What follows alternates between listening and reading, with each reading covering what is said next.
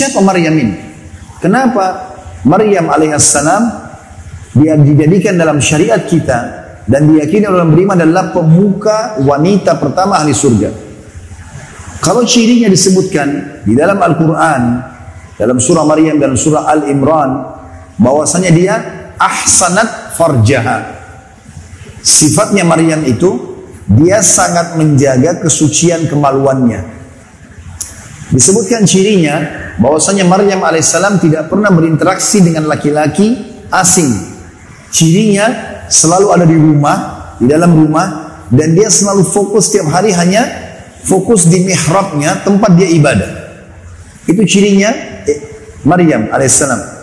Dan saking taatnya kepada Allah, tiap hari setelah bangun tidur, dia mandi, dia pakaian yang bersih, lalu dia beribadah kepada Allah. Itu aja kerjanya dari pagi sampai malam, setiap hari begitu.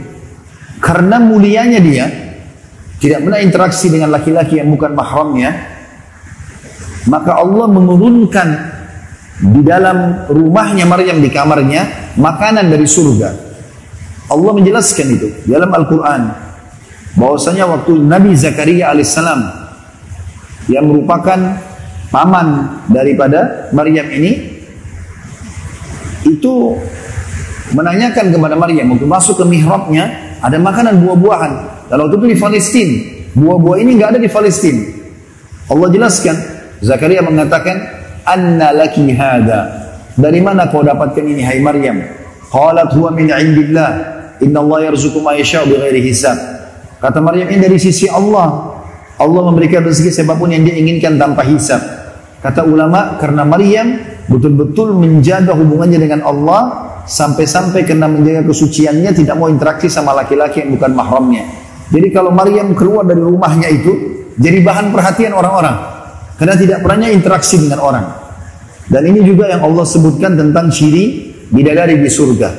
Ciri salah satunya adalah dalam surah Al-Waqi'ah, surah Ar-Rahman disebutkan, atau dalam surah Ar-Rahman tepatnya, lam yatimithunna insum qablahum wala jan.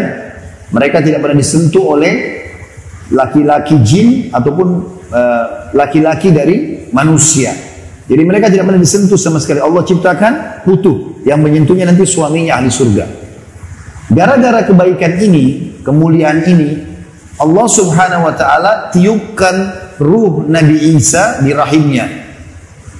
Dan Allah subhanahu wa ta'ala menjadikan Isa alaihissalam manusia tanpa sperma. Tanpa sperma. Jadi betul-betul Maryam tidak pernah disentuh oleh laki-laki. Allah subhanahu wa ta'ala sucikan dia sekalian, sampai dia meninggal alaihissalam, tidak pernah disentuh oleh laki-laki. Tidak ada suaminya. Tapi ini ciri khasnya Maryam. Yang kita ambil pelajaran adalah tidak pernahnya berinteraksi kepada orang-orang yang telah Allah haramkan. Itu yang menyebabkan dia menjadi pemimpin di surga. Dan subhanallah, di alam kita pun yang hidup ini, bila ada laki-laki yang akan menikahi seorang wanita dan diketahui wanita tersebut tidak pernah mengenal laki-laki yang bukan mahramnya, maka dia tidak akan ragu untuk menikahinya. Beda kalau misalnya orang ini punya sejarah yang tidak baik sebelumnya, maka mungkin dia punya pertimbangan-pertimbangan dalam mengambil keputusan. Walaupun setelah orang taubat, itu hak kita untuk bisa menilai kebaikan dia setelah taubat. Ingat saudariku muslimah, kapan Anda menjaga hubungan dengan baik, tidak mau disentuh kecuali kepada laki-laki yang halal, maka Allah akan mendatangkan juga laki-laki yang seperti dengan Anda, yang insya Allah laki-laki itu juga baik, yang juga menjaga kehormatannya.